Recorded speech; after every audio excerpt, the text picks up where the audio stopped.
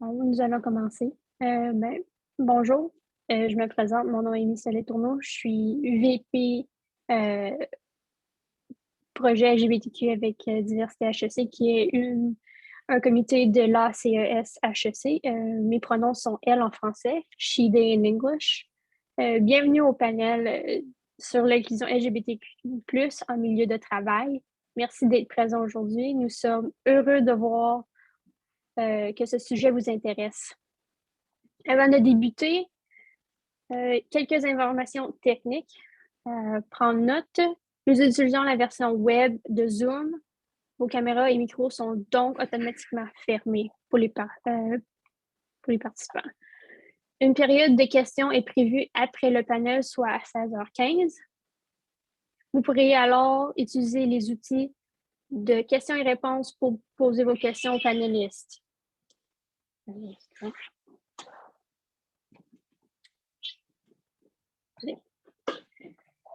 Vous pourriez poser vos questions à 16h15. L'outil de discussion est disponible en tout temps si vous souhaitez partager des réactions ou des commentaires. L'événement sera enregistré et mis sur notre compte YouTube quelques jours après l'événement. Nous aimerions commencer par reconnaître que HEC Montréal est situé en territoire autochtone, lequel qui n'a jamais été cédé. Nous reconnaissons que la nation Koniekahage comme gardien des terres et des eaux sur lesquelles nous nous réunissons aujourd'hui. Montréal est historiquement connu comme un lieu de rassemblement pour de nombreuses Premières Nations et aujourd'hui une population autochtone diversifiée. Ainsi que d'autres peuples y résident. C'est dans le respect des liens avec le passé, le présent et l'avenir que nous reconnaissons les relations continues entre les peuples autochtones et d'autres personnes de la communauté montréalaise. Nous voulons remercier toute l'équipe de Diversité HEC et du comité EDI de HEC Montréal pour avoir organisé cet événement. Et on remercie d'ailleurs HEC Montréal pour leur grande aide en organisant cet événement. Nous allons commencer par présenter, et cet événement est grâce à l'ACES en grand nombre. Et l'événement est sponsorisé par Rose Citron aussi.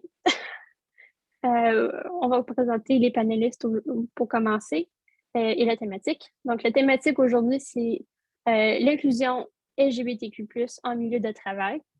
Et nos panélistes vont aborder ce sujet aujourd'hui. Ça va être Nicolas Weigel, Taonal Lee, Victor Sullivan et Stéphane Tripule. Donc, notre première question, c'est pour les panélistes, c'est pouvez-vous vous présenter et votre entreprise et votre rôle au sein de cette entreprise? On va commencer avec Nicolas. Oui, bonjour tout le monde. Donc, mon nom, c'est Nicolas Végel. Je suis fondateur et copropriétaire de EAC Construction, une entreprise de construction et de rénovation sur Montréal et les environs. Mon rôle dans la compagnie, c'est de m'occuper de toute la partie administrative, vente, marketing, puis budget et objectifs. Donc, moi, je suis plus dans les bureaux, donc je me salis moins que mon partenaire d'affaires qui, lui, est plus sur la partie exécutive puis qui s'occupe de toute la gestion de chantier et chef de chantier. Prochainement, Taouane. Bonjour tout le monde, j'espère que vous allez bien. De mon côté, pour ceux et celles qui ne connaissent pas Deloitte, Deloitte, dans le fond, c'est un cabinet de services professionnels. Donc, il y a plusieurs services comme l'audit ou la consultation. De mon côté, je suis consultante dans l'équipe de technologie et rendement d'entreprise. Et je suis aussi accompagnée de Victor, qui fait partie de l'équipe Deloitte également. Absolument. Donc, j'ai embarqué tout de suite chez Deloitte. Taouane nous a fait une bonne explication. Plusieurs services professionnels qu'on offre sur un grand spectre. Personnellement, moi, je suis en chaîne d'approvisionnement, donc un mot qui a été un buzzword qui est ressorti assez souvent là, dernièrement dans les derniers mois et années, surtout à cause de la pandémie. Puis, ce que je fais au jour le jour, c'est aider les entreprises à régler leurs problèmes opérationnels, puis leurs défis opérationnels, autant au niveau manufacturier qu'en logistique et en distribution. Et Stéphane? Oui, bonjour, je suis Stéphane Tripoul. Je suis directeur financier adjoint pour la région Amérique, donc ça couvre toute l'Amérique du Nord et du Sud, chez BNP Paribas. Donc pour ceux qui ne connaissent pas BNP Paribas, c'est une grande banque française, une très très grande banque française et européenne qui a plus de 200 000 collaborateurs dans 65 pays. Donc c'est une banque qui se veut universelle, c'est-à-dire qu'on est vraiment opérationnel sur tous les secteurs d'activité, que ce soit du retail jusqu'à l'investment banking et en passant par toutes les activités que vous pouvez imaginer. Plus spécifiquement au Canada, notre entité, elle couvre essentiellement des activités d'investissement banking, donc avec les sociétés, et on représente ici 1300 personnes, essentiellement situées à Montréal et un petit peu à Toronto. Parfait. On va passer à la prochaine question, à la deuxième question. Quel a été le parcours de votre entreprise vers l'inclusion LGBTQ+, et qu'est-ce qui vous a incité à commencer vos efforts vers l'inclusion? On va commencer avec Deloitte, donc Tawan et Victor. Absolument, je peux prendre cette question-là. Donc, dans le fond, Deloitte, originalement, il y a quelques années, avait de nombreux sous-groupes qui visaient l'inclusion de différentes minorités. Et puis, depuis quelques années, il y a eu vraiment un effort pour essayer de standardiser puis de unifier ces groupes-là pour débloquer un peu plus de visibilité, de budget puis de traction là, à l'ensemble du Canada. Donc, depuis quelques années, ça devient des initiatives vraiment nationales et qui regroupent ensemble tous les différents groupes de minorités. Donc, la communauté LGBTQ+, se situe bien évidemment dans cette organisation-là, avec le but puis le mandat de venir vraiment donner un sentiment d'appartenance aux gens qui se trouvent au bureau. Victor, on ne t'entend pas. Est-ce que là, c'est mieux? Là, on peut t'entendre, oui. Ah, bon, fantastique. Donc, dans le but d'amener que les gens amènent leur propre personne là, au bureau, se sentent à l'aise de qui ils sont. Et donc, c'est cette mission-là que Deloitte s'est donnée. Puis, on a un regroupement au niveau national. Au niveau local, donc, on essaie de faire vraiment donner un sentiment d'appartenance en créant des événements, en créant un lieu sûr, des ressources également avec un programme de mentorat. Et donc, on veut s'assurer que les gens qui joignent la firme se sentent à l'aise d'être qui ils sont. Puis, on essaie de promouvoir cette diversité-là parce qu'on sait que c'est ce qui nous rend plus forts, tout autant au niveau professionnel qu'au niveau d'une atmosphère de vie et de travail. Puis, c'est pas mal ça, je dirais que ce que Deloitte a fait au niveau de l'inclusion LGBTQ+. Puis, ce qui m'a incité vraiment à commencer les efforts, je pense que c'est ce mentorat-là. Donc, j'ai vu des partenaires qui se sont impliqués au niveau de l'intégration. Et puis, surtout, c'est intéressant de voir une différence au niveau des générations. Moi, je pense que je suis quand même chanceux dans le sens où la communauté homosexuelle, gay, est assez bien acceptée de façon générale à Montréal. Il y a encore évidemment beaucoup de travail, mais ce n'est pas le cas pour tous les membres de la communauté LGBTQ+. Et donc, je pense qu'il y a encore beaucoup de travail pour faire en sorte que tout le monde se sente vraiment intégré, puis en voyant un partenaire puis une belle figure, je dirais, plus haut dans le leadership, prendre sa place puis vraiment promouvoir ça. Ça me donnait le sentiment que j'avais aussi mon rôle à jouer puis que je pouvais faire une différence. Donc, c'est ça qui m'a poussé. Puis je pense que ce qui me motive à continuer, c'est vraiment le sentiment d'unité puis le groupe et les connexions qu'on peut faire avec les membres de notre communauté qu'on ne ferait peut-être pas autrement. Donc, cette force-là de rencontrer des gens de la communauté LGBTQ puis de travailler ensemble. Donc, Stéphane? Oui. Alors, je dirais le parcours de BNP Paribas dans le domaine de l'inclusion des communautés LGBTQ+, ce n'est pas un parcours récent, c'est quelque chose qu'on a entamé il y a longtemps déjà. Et c'est clair que chez BNP, c'est une valeur reconnue, l'attention qui est portée aux employés et à l'équité notamment, s'assurer que chacun ait les mêmes chances au sein de l'entreprise, que ce soit bien évidemment agnostique des préférences sexuelles, des questions de genre ou d'identité sexuelle. Notre objectif, c'est vraiment que chaque employé se sente dans un environnement de travail où il est en pleine confiance et où il sait qu'il pourra progresser jusqu'au plus haut niveau. On a des rôles modèles qui nous supportent dans la promotion de la cause LGBTQ+, au sein de l'entreprise.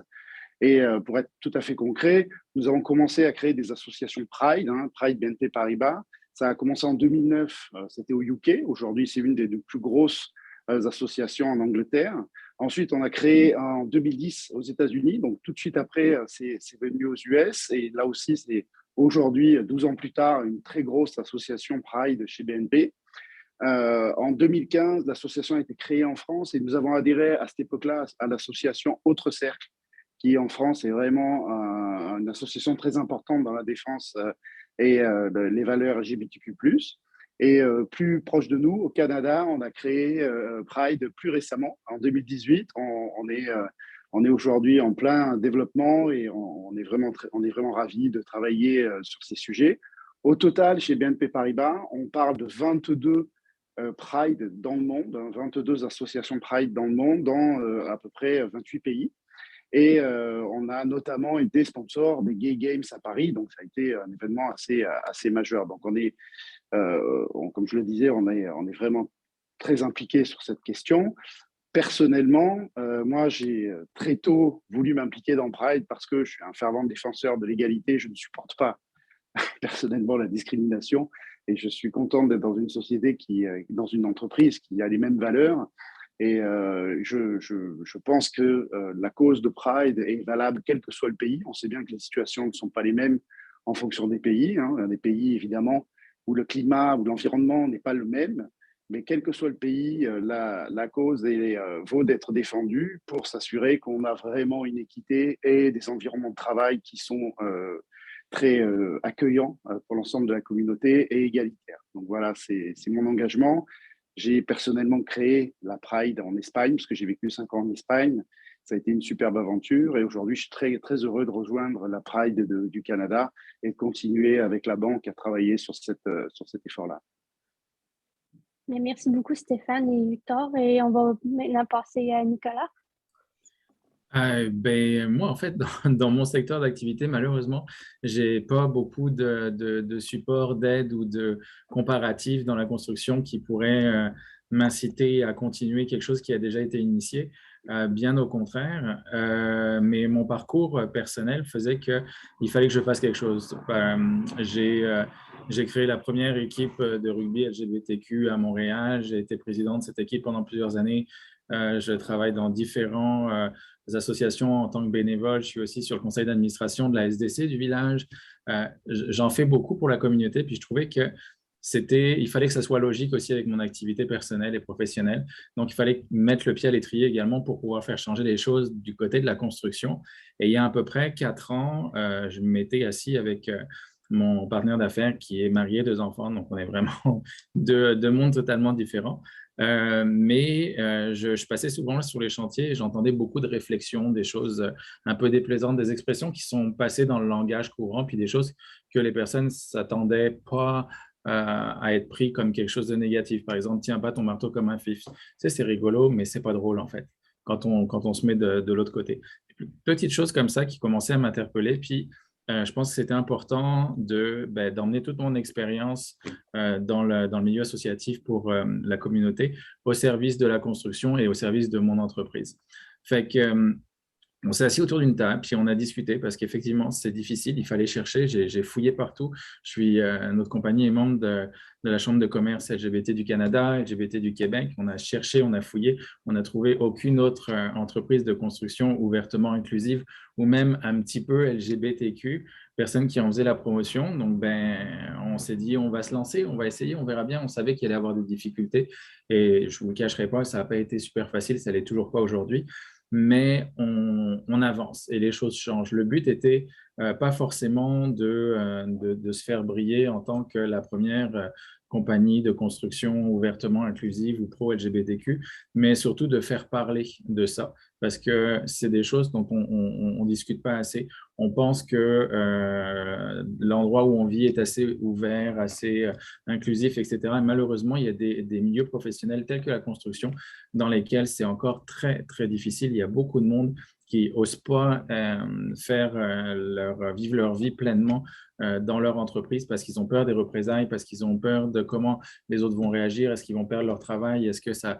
En tout cas, je peux vous en sortir des histoires d'horreur, je peux en écrire un bouquin entier, malheureusement, c'est bien triste, mais il fallait avancer. Donc, notre but aujourd'hui, bien évidemment, c'est de continuer à faire des beaux projets de construction, on s'entend, mais accessoirement, c'est également de nous montrer, de montrer nos couleurs. Le site Internet est en train d'être complètement refait justement pour afficher ces valeurs-là, puis on y va à 200%. Raison pour laquelle on a déménagé il y a 2 ans en plein cœur du village parce qu'il faut qu'on soit droit dans nos souliers.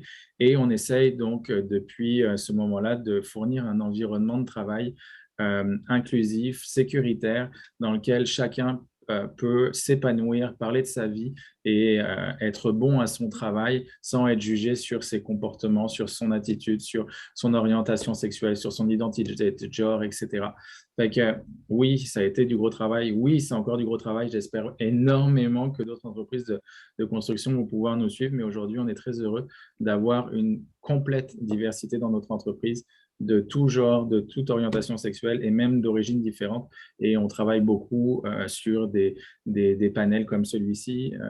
On travaille avec la PCHQ sur l'inclusion des femmes et des minorités. En tout cas, on essaye de vraiment de rendre le métier de la construction un petit peu moins hétéronormé, si on veut dire, ou en tout cas, moi, ce que j'aime à dire malheureusement, mais un peu moins toxique dans l'environnement de travail. Merci beaucoup. Tawan, avais-tu quelque chose à ajouter? Non, je pense que Victor, de son côté, il a bien complété le tout. Moi aussi, de mon côté, je trouvais que le sentiment d'appartenance, c'est quelque chose qui est vraiment important. Puis justement, le parcours de l'entreprise, je me suis jointe au bureau de Deloitte il y a environ 1 an et 3 mois. Puis dès le premier jour, là, je me suis sentie vraiment intégrée. J'ai vraiment vu à travers un courriel que justement, il y avait comme un système de mentorat. Puis c'est à travers cette manière-là que j'ai vraiment trouvé qu'on avait une communauté justement de fierté au bureau de Deloitte. Donc, peu importe qu'on soit jeune ou qu'on rentre sur le marché du travail un peu plus tard avec de l'expérience, il y a vraiment de la place pour tout le monde. Puis ça fait du bien là, de pouvoir se sentir intégré de même. Donc, je veux toutes vous remercier pour vous avoir partagé vos histoires pour cette question. Nous allons passer à la 3e question. Quelles sont les tendances communes que vous avez remarquées dans votre secteur en matière d'inclusion? Donc, on pourrait bien commencer avec M. Stéphane. Oui, bien sûr.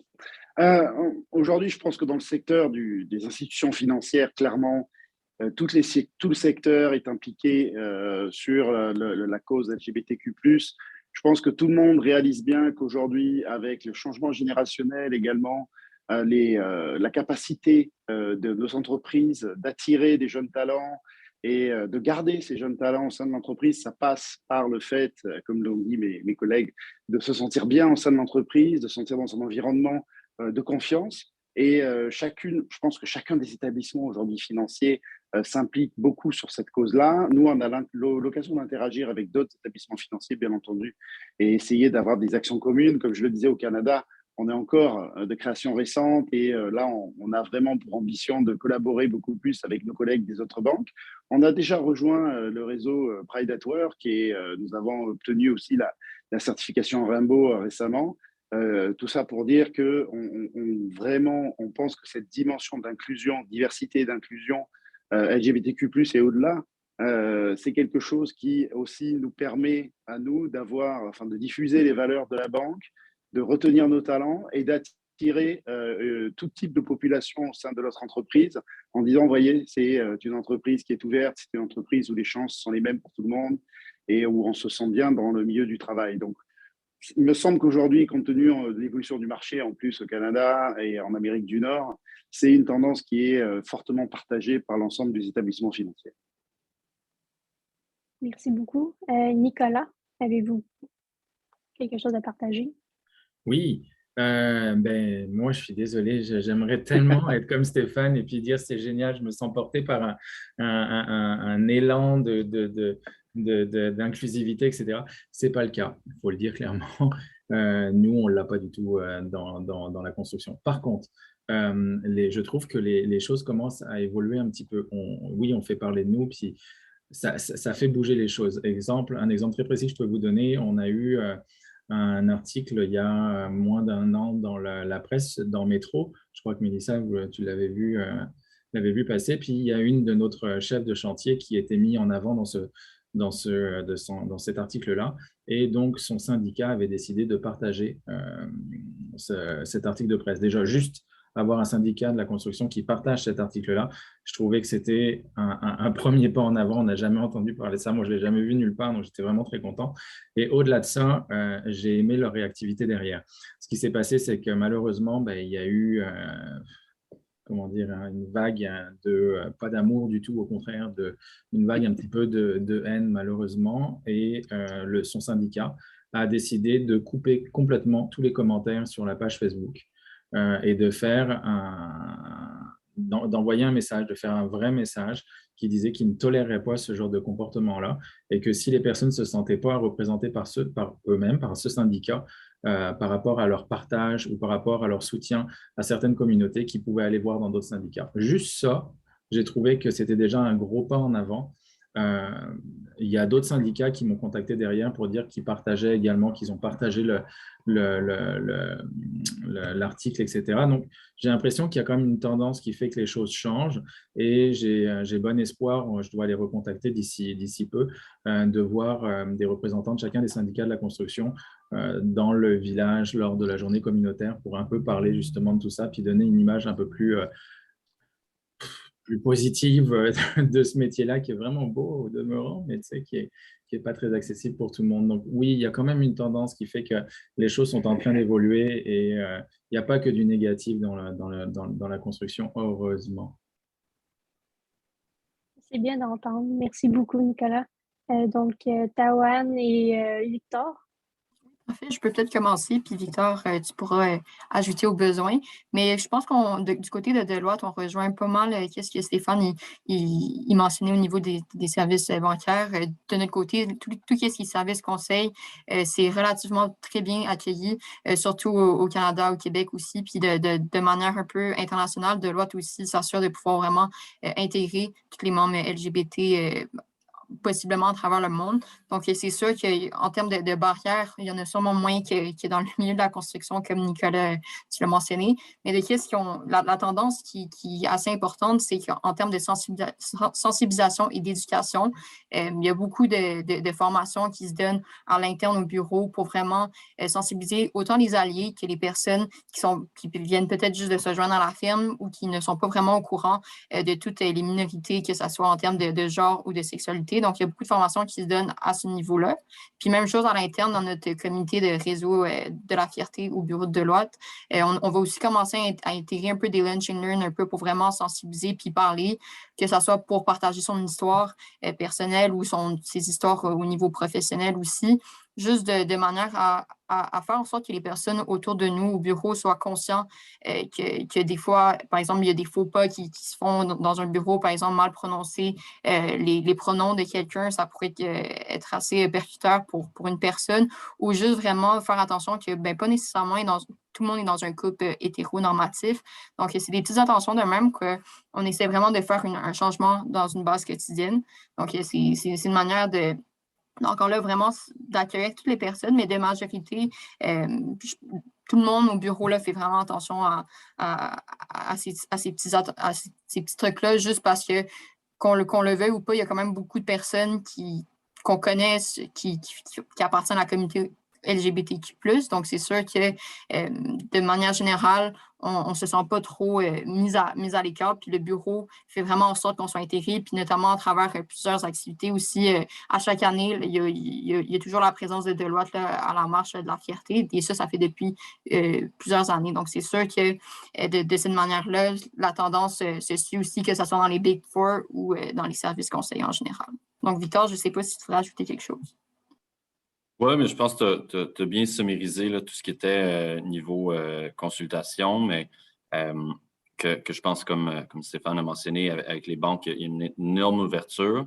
Par contre, je pense que Nicolas a bien, bien cerné que ce n'est pas du tout toutes les industries qui sont comme ça. Puis je pense qu'un des challenges auxquels on fait face, c'est veut pas en consultation, on travaille avec nos clients. Nos clients proviennent d'une variété d'industries différentes et que même si à l'intérieur de notre bureau, à l'intérieur de nos murs, il y a beaucoup d'acceptation et puis que c'est très, je veux dire, n'importe quel comportement à l'égard de la communauté LGBT est actionné très vite. Là, on s'assure que les gens soient bien.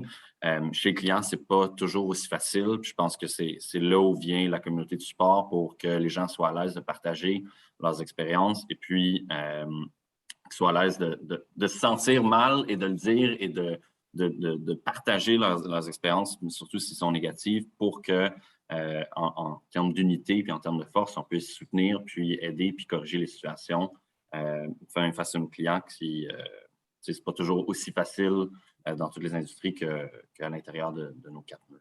Donc, je pense que il y a effectivement des grandes différences qu'on voit dans les autres industries.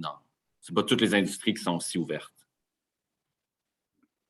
C'est très intéressant d'entendre vos perspectives.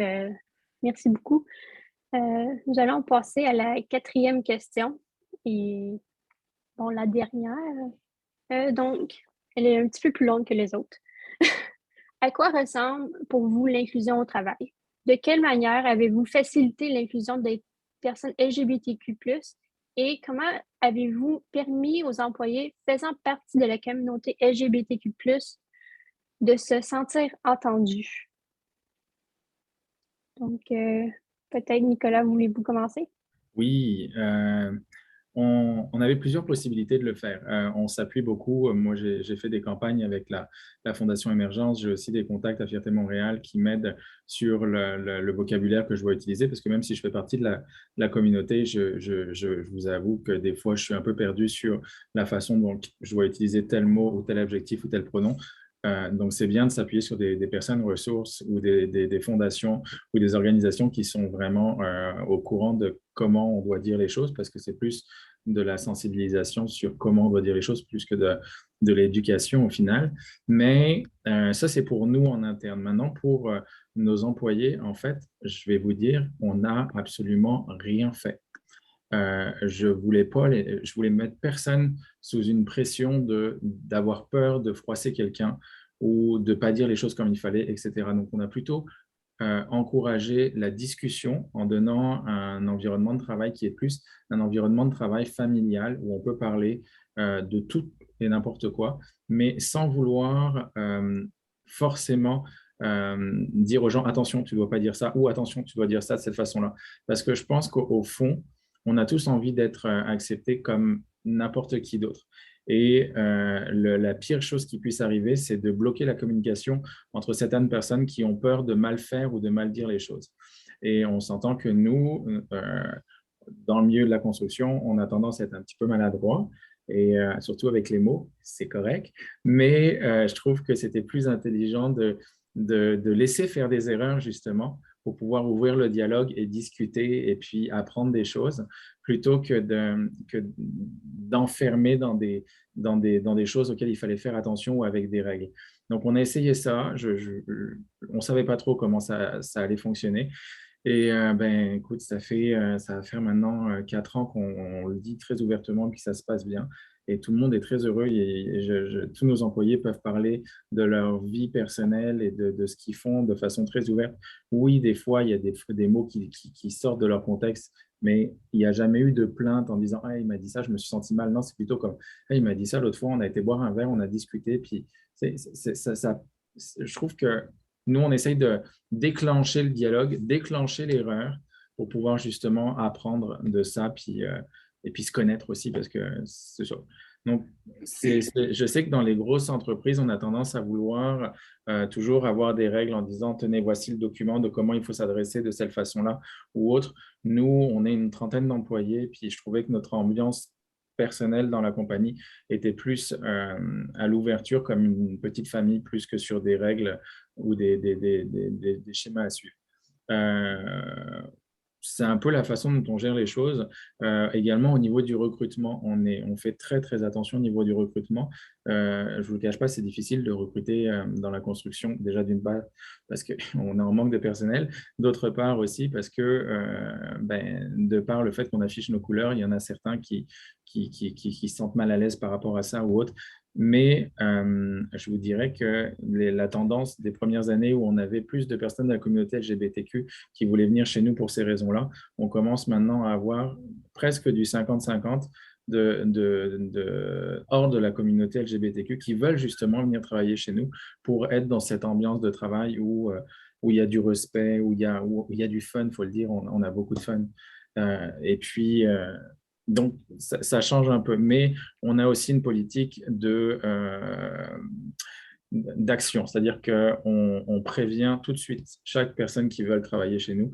On a un document qui leur explique un petit peu comment on travaille, c'est quoi nos valeurs, le respect qu'il faut avoir, le respect qu'il faut avoir avec les clients, mais le respect qu'il faut avoir aussi avec ses collègues, etc. Donc ça, on n'a aucun passe-droit, c'est-à-dire que si jamais il y a quelque chose qui se passe, qu'il y a de la misogynie, qu'il y a de l'homophobie ou autre, on arrête là. Ça se réprimande tout de suite parce qu'il y a des choses qui sont inacceptables pour nous.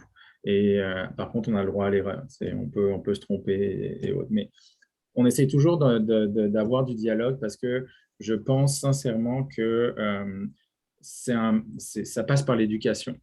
Il faut parler de ces choses-là, il faut les expliquer. Et des choses qu'on ne comprend pas ou qu'on ne connaît pas, on a tendance à les classer de la mauvaise façon. Fait que, qu'est-ce qu'on fait, nous, au quotidien? J'ai envie de vous dire, on s'assure que tout le monde est heureux. Et puis, on amène des muffins sur les chantiers. Et puis, voilà, on discute, on fait des barbecues, on se parle. Enfin, voilà, je pense que le fait d'avoir une vie, ce qu'on peut appeler normale, facilite les relations entre tout le monde dans l'entreprise et fait que on est une belle grosse famille qui grandit à chaque année. C'est bien d'entendre. Merci, Nicolas. On va passer à Stéphane. Oui, ça résonne beaucoup ce que dit Nicolas. C'est vraiment la manière dont on voudrait clairement gérer ce genre de sujet. C'est vrai que dans une entreprise comme BNP Paribas, qui est un groupe mondial, on a une approche forcément globale, mais ça a aussi des bénéfices. C'est-à-dire qu'aujourd'hui, nos associations Pride, elles font partie d'un réseau mondial.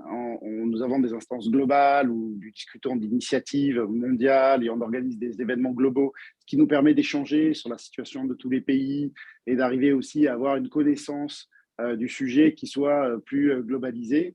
En même temps, il est très important pour chaque pays que son association Pride soit bien ancrée dans le pays.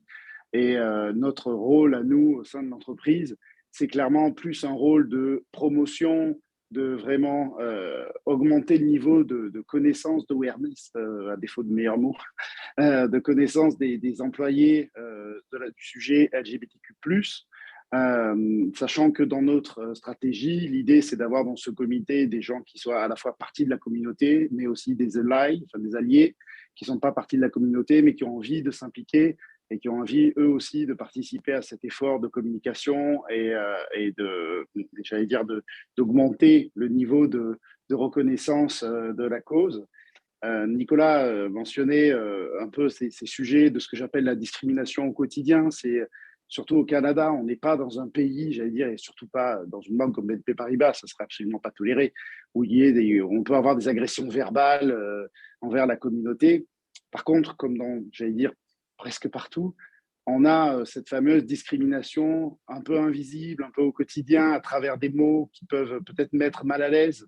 Moi, j'avais un exemple qui n'est pas du Canada. Quand j'ai créé Pride en Espagne, je discutais avec on va dire un peers, et je sais très bien que le gars était supportif, il voulait vraiment nous aider à créer l'association. Mais à un moment, il a eu une phrase qui m'a fait tomber de ma chaise. Il m'a dit « Oui, mais il faut que tu fasses quand même attention à ce que ça ne choque pas les gens normaux. » Alors là, j'ai fait « Là, on a un souci. Tu vois, si tu dis une chose pareille, ce n'est pas possible. » Donc, en fait, il faut effectivement faire prendre conscience que des mots qui, pour lui, ne sont pas une agression, peuvent être perçus comme une agression et peuvent créer une atmosphère au sein de la compagnie qui n'est pas propre à la bonne intégration, à l'équité, à se sentir bien. Donc, c'est un peu ça aussi notre rôle, notamment dans les pays où j'allais dire, la situation est moins mauvaise qu'ailleurs, et dans les entreprises où la situation est aussi fortement supportée, de dire aux gens, attention, vous pouvez penser qu'il n'y a pas de problème, mais en réalité, il y a tous ces petits mots, ces petits moments un peu gênants qui vont créer du malaise. Et c'est à nous, dans le cadre de l'association Pride, d'éduquer les gens et de leur dire, voilà, faites attention. Tu vois, tout à l'heure, tu t'es présenté en donnant tes pronoms. C'est une de nos actions cette année, Pride Canada. On a décidé de se concentrer cette année sur le genre. Et notamment, on encourage, on n'oblige personne, on encourage les gens à mettre leurs pronoms dans leur signature pour justement, là encore, augmenter le niveau de connaissance et d'awareness sur les sujets de genre et d'identité sexuelle. On a aussi, typiquement, l'idée, c'est d'avoir un peu de fun. Tu l'as dit, Nicolas, c'est vraiment aussi comme ça qu'on va attirer les gens. Donc, on va organiser des événements, on participe évidemment à la Pride, à la fête des fiertés. Et typiquement, on collabore aujourd'hui avec le musée McCord, où il y a une exposition de Gigi Levine sur le monde des queers. Donc, c'est très, très intéressant. Je vous encourage tous à y aller, d'ailleurs, si vous ne l'avez pas vu. C'est, voilà, à travers ce genre d'action, on ne veut pas contraindre, on veut encourager les gens à s'intéresser au sujet, donc à travers ce genre de manifestations culturelles. On a une newsletter dans laquelle on va parler de l'histoire du LGBTQ+ au Canada, de l'histoire du drapeau Pride, de l'histoire de personnes célèbres. On va promouvoir les rôles modèles que nous avons au sein de l'entreprise pour montrer aux gens qu'il n'y a aucun problème à faire partie de la communauté et à accéder aux plus hautes responsabilités de la banque. Et on va vraiment essayer de rassembler le plus possible les gens autour de la cause pour augmenter, j'allais dire, l'impact de notre communication. Donc, c'est comme ça qu'on agit au sein de notre société, de notre entreprise, pardon. Et voilà, je pense que ça fonctionne pas mal parce que c'est vrai que la contrainte, à mon avis, ça crée d'autres problèmes. Après, il y a des choses qui, évidemment, on ne tolère pas. Donc ça, c'est clair. Et ici, on a un règlement qui est quand même très strict sur un certain nombre de comportements ou de mots, quoi. Voilà. Mais merci Stéphane. C'est bien d'entendre que les gens de la communauté sont bien soutenus par BNP Paribas. Donc, Tawan et Victor, votre opinion, votre perspective? Oui, mais je pense qu'on va garder ce cours. Là. Il y a beaucoup de points qui sont soulevés, qui ont été soulevés tantôt, débutant par à quoi ça ressemble l'inclusion au travail, c'est d'être à l'aise, d'être capable de jaser de notre vie, de se sentir bien puis de se sentir valorisé par qui on est. Puis, ça vient beaucoup par la sensibilisation et par l'information et la formation. Donc, ce qu'on essaie de faire, justement, Tawan, on a parlé un peu, c'est vraiment de sensibiliser les gens avec des lunch and learn, pas juste pour la communauté, mais pour l'ensemble du groupe, avec un peu une discussion. On essaie d'avoir une discussion un peu ouverte.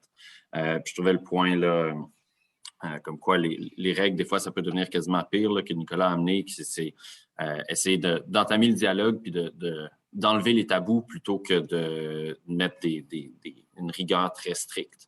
Donc, je pense que c'est un super bon point que Nicolas a fait. Puis, tu sais, ce qu'on essaie de faire également, c'est une grande firme, puis autant que les mots sortent comme étant très inclusives, je pense que ça vient avec la difficulté dans ce genre d'entreprise-là qui est très grande, c'est que les gens sachent qui voir et qui jaser, se sentent chez eux. Donc, créer ce petit sentiment d'inclusion-là, puis créer ces connexions-là. Et donc, ce qu'on essaie de faire, je pense là où on met beaucoup d'efforts, c'est de créer un groupe où un groupe spécifiquement LGBT, comme ça les gens se sentent à l'aise dans la grande machine qu'est Deloitte, d'aller voir, on est une trentaine, quarantaine, on se voit, on sait qui on est, puis d'aller chercher du support lorsque besoin directement avec des gens qui ont vécu des expériences similaires. Donc, je pense que autant que le défi est très différent, que l'environnement comme tel de la firme est inclusif, je pense qu'encore, il faut continuer à sensibiliser sur différents aspects. Puis, de créer ce sentiment d'appartenance-là, c'est ce qu'on essaie de faire le plus possible là, avec nos actions. Comme ça, les gens sont se sentent à l'aise de communiquer, se sentent à l'aise de parler, puis d'ouvrir un dialogue. Puis plus on en parle, plus on en jase, plus les gens s'informent, puis je pense plus l'atmosphère est ouverte et justement, ça devient moins des règles et des structures, mais plutôt un quotidien qui est bénéfique pour tous. Donc, je sais pas si Taouane, tu voulais rajouter de quoi? Exactement. Et puis, tu sais, il n'y a pas juste le côté, les activités qu'on fait, c'est pas juste de l'engagement, il y a aussi le volet un peu plus social, un peu plus un safe space. Notamment, on a eu un 5 à 7 cette semaine. Ça a vraiment fait du bien de justement revoir puis rencontrer aussi des nouvelles personnes qu'on n'a jamais connues. Donc, juste avoir un peu comme un sentiment de, on peut vraiment tout expliquer, qu'est-ce qu'on vit au quotidien, que ce soit au travail ou même dans notre vie personnelle, puis vraiment avoir ce support-là à l'interne. Puis pas juste des 5 à 7, mais on a aussi, on a quand même des appels assez fréquents juste pour se tenir au courant de notre vie quotidienne, puis vraiment pas juste être des collègues, mais vraiment un peu plus, d'une manière un peu plus amicale, puis vraiment avoir notre petite famille à l'interne. Donc, on pourrait peut-être faire une comparaison de, oui, Deloitte, c'est assez grand, mais on se crée quand même notre petite famille qu'on pourrait peut-être retrouver, comme que Nicolas a mentionné. Donc, encore là, avoir ce côté-là de... On sait que si jamais il y a quelque chose qu'on a à partager, qui est l'équipe, et puis le comité sera toujours là pour nous soutenir, puis vraiment nous aider à travers tout ça. Puis encore là, comme pour rebondir un peu sur ce que Victor a mentionné, que où est-ce qu'il y a des partenaires, donc des personnes assez haut dans le leadership qui font partie de ce comité-là. Justement, mon mentor, c'est justement un des partenaires. Donc, juste le fait que dès que je me suis jointe au bureau, puis sachant qu'il y a des personnes un peu plus assez haut dans la hiérarchie qui me supportent, qui sont vraiment là à m'écouter si jamais j'ai besoin d'aide ou de conseils, c'est quelque chose qui me fait sentir bien justement dès que je me joins à une compagnie qui est ouverte de même. Puis je pense qu'en tant que justement jeune professionnelle qui rentre sur le marché du travail, juste se sentir à l'écoute, puis de savoir que justement, il y a des restrictions si jamais il y a des personnes qui franchissent une ligne qui ne devraient pas. Pour moi, je trouve que ça m'aide, puis justement de savoir que je suis bien encadrée de cette manière-là. Merci beaucoup, Victor et Taouane. Bon, on va passer maintenant à la période de questions et de réponses avec les participants. Donc, on ouvre la discussion pour les gens qui sont là aujourd'hui avec nous. Avez-vous des questions pour les panélistes? Si les participants n'ont pas de questions, moi j'en ai une. Ben, vous pouvez y aller, Victor. En fait, pour Nicolas, je trouvais ça super intéressant. Tu mentionnais comment c'était un défi d'aller encore plus grand, d'aller recruter dans la compagnie parce que c'est pas tout le monde qui est à l'aise. Mais je me demandais au niveau de tes clients, de la clientèle, comment est-ce que c'est perçu cette ouverture-là? Est-ce que c'est communiqué, puis est-ce que ça vient justement avoir des fois des réactions de gens qui ne veulent pas faire l'affaire ou à l'inverse, qui sont très intéressés, puis on dirait qui sont enchantés de voir que dans la construction, il y a une ouverture, puis des efforts, puis des changements qui se font au niveau de la communauté LGBT. Je me demandais au niveau clientèle, comment ça se passait, cette perception-là? C'est une excellente question, Victor, parce que j'avoue que, pour le dire très franchement, quand on a décidé de faire ce move-là, j'avais un peu la chienne parce que je ne savais vraiment pas comment ça allait être pris. On peut gérer plus ou moins en interne les interactions avec les uns et les autres, mais quand on est au service à la clientèle, c'est très difficile de savoir comment ça va être perçu, puis comment ça va être perçu en plein milieu d'un chantier si jamais il y a quelque chose. On n'a pas, ça va être très étrange de dire ça, mais on n'a eu aucun retour négatif. Vraiment, aucun retour négatif. Il y a des gens qui nous ont choisis justement parce qu'on avait cette ouverture d'esprit-là. Dernièrement, on a fait une visite de pré-chantier. On fait des visites de pré-chantier avant de commencer pour présenter tout ça à notre chef d'équipe, puis à ses menuisiers. Et les clients étaient surpris parce qu'ils ont vu donc une de nos chefs de chantier, Olivia, arriver. Et ils lui ont demandé si elle allait prendre des notes ou je ne sais pas quoi. Ça peut vous faire rire, mais c'est exactement ce qui s'est passé. On en est encore rendu là. Et quand elle a annoncé que ben oui, elle prenait des notes, oui, mais c'est parce que c'était elle qui était la responsable du chantier. La cliente était enchantée. Écoute, elle était super heureuse de voir qu'une femme était sur un chantier, qu'elle était en charge de plusieurs personnes, que c'était elle qui allait mettre la main à la pâte. Fait que j'ai envie de te dire, oui, certainement, on a perdu de la clientèle, Mais ces personnes-là, on ne les a jamais eues au téléphone parce que de base, ils ne nous ont pas contactés. Mais on a gagné une autre clientèle et on n'a vraiment que des retours positifs. Maintenant, c'est assez rigolo parce que je parlais tout à l'heure qu'en interne, on essaye de déclencher les conversations entre collègues, mais les clients aussi déclenchent eux-mêmes la conversation. Ils posent la question, mais tu es une femme sur le chantier, c'est pas trop difficile, nanana. Puis comme nous, nos employés ont l'habitude de parler ouvertement de leurs affaires, donc ils disent, ben non, mais c'est correct, puis de toute façon, machin, puis ça amène qu'ils parlent de leur blonde naturellement, puis les gens font comme, ah, puis tu sais, il y a vraiment une interaction, puis j'ai l'impression qu'on est beaucoup plus proche de nos clients. Et, mais tu sais, c'est quand même un bon retour qu'on a parce que ce que je disais tout à l'heure, comme quoi c'est difficile dans la construction, mais on essaye de casser un peu ces clichés-là.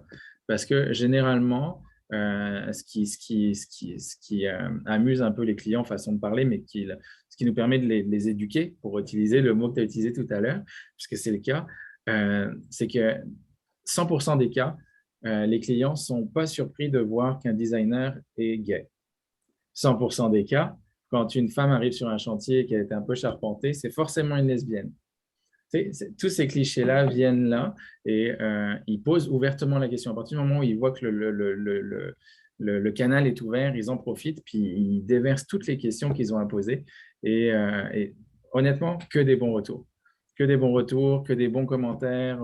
On nous réfère souvent justement parce qu'ils ont trouvé le chantier moins désagréable qu'ils pensaient, parce qu'ils ont trouvé que c'était bien fait. Puis on a aussi, et ça je ne le cache pas, clairement gagné de la clientèle de la communauté LGBT.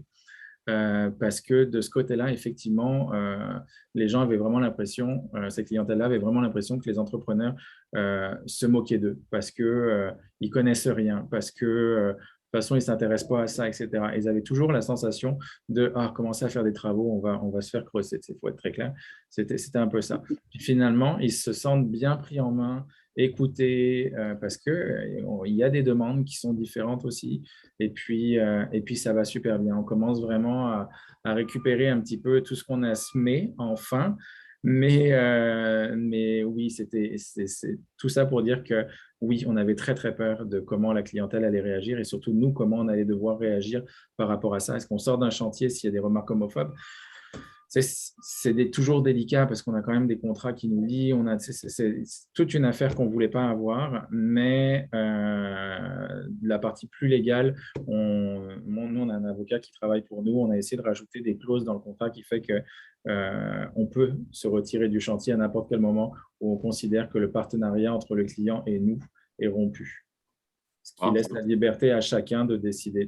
On ne peut pas s'entendre avec tout le monde, que ce soit de la communauté ou pas de la communauté, mais dans l'ensemble, ça nous permet de partir de façon beaucoup plus sereine et de ne pas se poser la question de qu'est-ce qui se passe si jamais le client est homophobe et puis qu'il se rend compte qu'il a une personne trans et puis une personne de la communauté lesbienne qui travaille chez lui et qui pète un pont. Ça peut arriver, mais au moins, on a essayé de rendre ça de partie légale, mais ça ne nous est jamais arrivé, puis croisons les doigts pour que ça n'arrive jamais.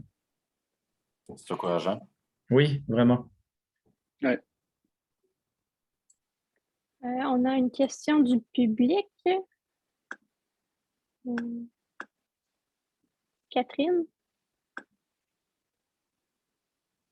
Oui, pardon, je vais me permettre de parler. Donc, Stéphanie, si vous voulez y aller.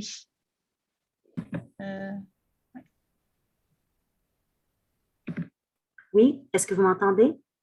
Oui. Oui. Oui, merci beaucoup pour ce beau panel, hein? Ces belles discussions nécessaires. Moi, je suis une optimiste. Je suis vraiment de la trempe de dire, ben bravo, ça se fait. Puis le fait qu'on a des discussions comme ça, ben, ça fait avancer les choses. Oui, il y a des grosses organisations comme Deloitte et BNP qui sont bien à l'avance, mais si vous le permettez bien, je vais me diriger davantage vers Nicolas pour mon intervention parce que je viens d'une famille de constructeurs. Je ne suis pas dans la construction, mais je trouve que vraiment votre engagement et votre prise de position est vraiment très, très, très belle. Il y a vraiment de la place. Vous avez parlé que vous alliez en relation avec la PCHQ.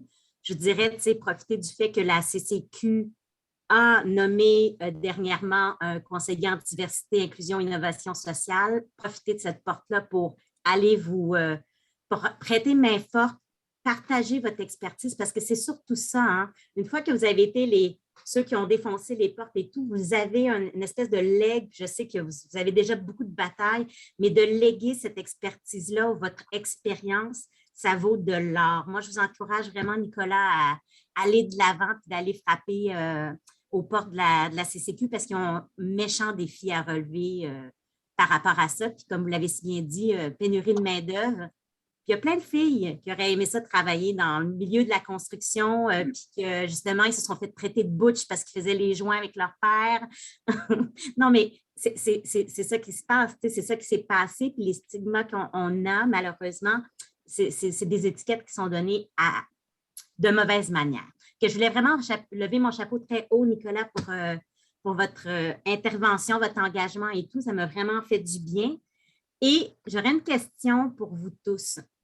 Est-ce que vous avez le sentiment que vos entreprises, puis là, ça s'adresse peut-être plus aux 3 autres panélistes, est-ce que vous avez l'impression que vos entreprises jumellent cette volonté-là de faire une différence dans l'égalité des chances, dans l'inclusion, mais de manière plus générale que plutôt que divisée et spécifique? Vous savez, oui, il y a la distinction par rapport à, puis oui, c'est la semaine de la fierté et tout, mais est-ce que vous avez l'impression qu'on s'en va vers plus justement un développement durable, l'innovation sociale par rapport à on est tous humains, point à la ligne. On veut tous avoir notre place face à ces difficultés-là. Puis toutes les initiatives que moi je fais et que je vois et auxquelles je participe, ça réunit tous les groupes qui sont minorisés, marginalisés, et de tout sens. Est-ce que vous sentez cette volonté-là au niveau de la gestion ou on veut rester dans les...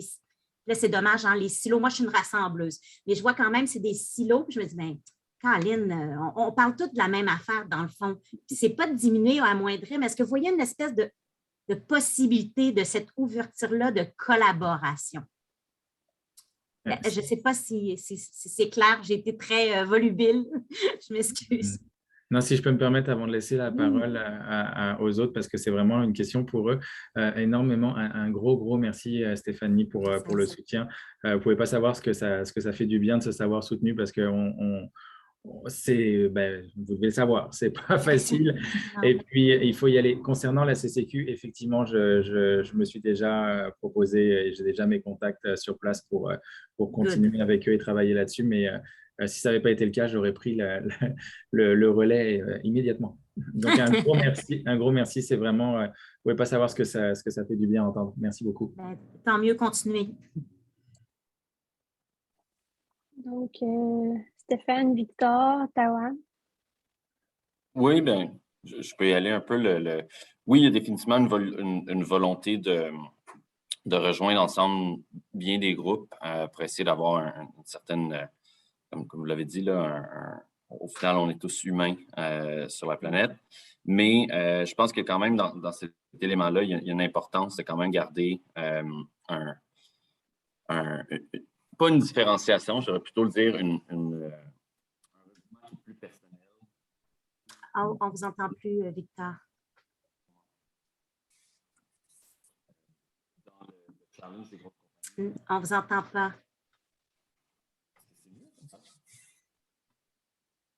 Est-ce qu'on m'entend un peu mieux? Oui, légèrement.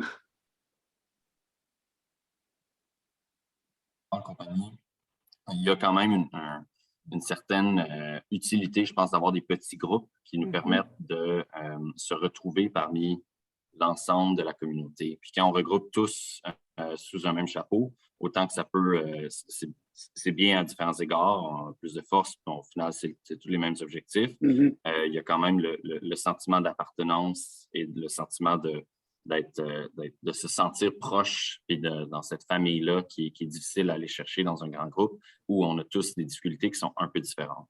Donc, je pense que c'est bien d'avoir cette séparation-là quand même. Puis, je n'aime pas l'appeler comme séparation, mais plutôt ces petits regroupements qui nous permettent de se sentir peut-être plus à l'aise, puis moins dans un grand groupe. Il y a tout un programme de réparation qui a à faire et tout. C'est valable pour tous les groupes. Je le comprends. Et le but de ma question, ce n'est pas d'enlever la légitimité de chacun des regroupements. C'est l'idée globale qui m'intéresse. Merci, Victor, pour votre réponse. Moi, je te dirais en complément, parce que je rejoins complètement Victor là-dessus, c'est ma grand-mère disait toujours qui embrasse trop mal étreint. Donc, en gros, ça veut dire que si vraiment tu réunis trop gros, à la fin, est-ce qu'on a vraiment l'impact qu'on veut sur chacun des domaines? Donc, c'est très important, surtout, je pense, dans les grosses compagnies, hein, c'est plus le cas d'avoir une spécialisation parce que ça permet d'aller plus loin sur un certain nombre d'activités. Mais comme tu le dis, et ça, on y travaille beaucoup, d'avoir un chapeau commun. Et donc, au niveau typiquement du Canada, ça se passe au niveau du top management. Il y a un comité de la diversité, de l'inclusion. Et toutes nos actions, toutes nos initiatives, que ce soit vis-à-vis de la population autochtone, que ce soit vis-à-vis des LGBTQ+, que ce soit vis-à-vis des disabilities, toutes ces populations-là sont dans un effort commun pour augmenter la diversité et l'inclusion de notre compagnie et clairement pour rapprocher les gens. Et tu vois souvent des gens qui participent d'ailleurs à plusieurs de ces comités parce qu'ils se reconnaissent dans plusieurs communautés à la fois. Et l'idée, c'est vraiment de se rapprocher à travers des initiatives communes et tout en gardant un peu la spécificité de chaque communauté pour bien aussi porter le drapeau et défendre la cause. Voilà. Merci. Ben, merci. Tao, est-ce que...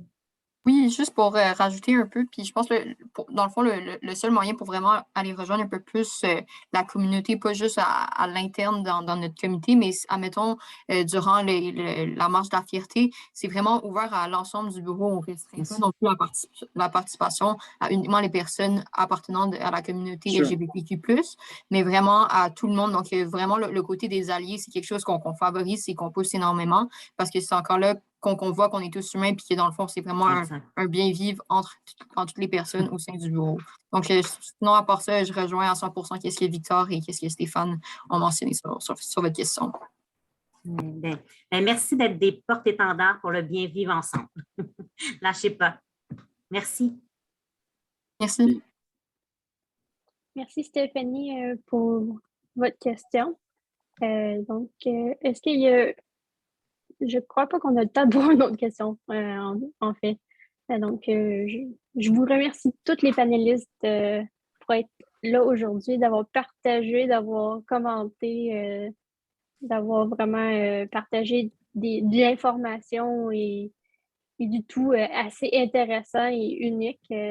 Donc, c'est une belle conversation qu'on avait eue aujourd'hui.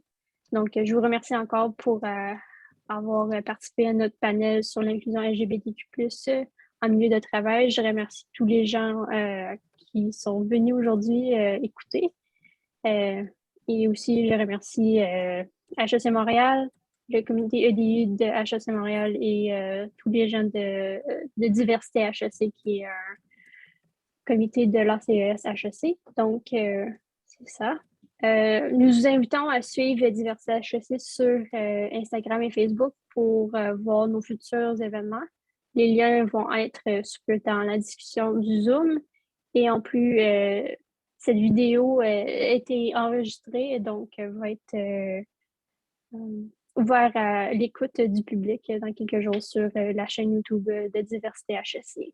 Donc, merci beaucoup à tout le monde. Merci beaucoup à toi. Merci beaucoup. Bonne journée. Merci beaucoup. Bonne journée à tous.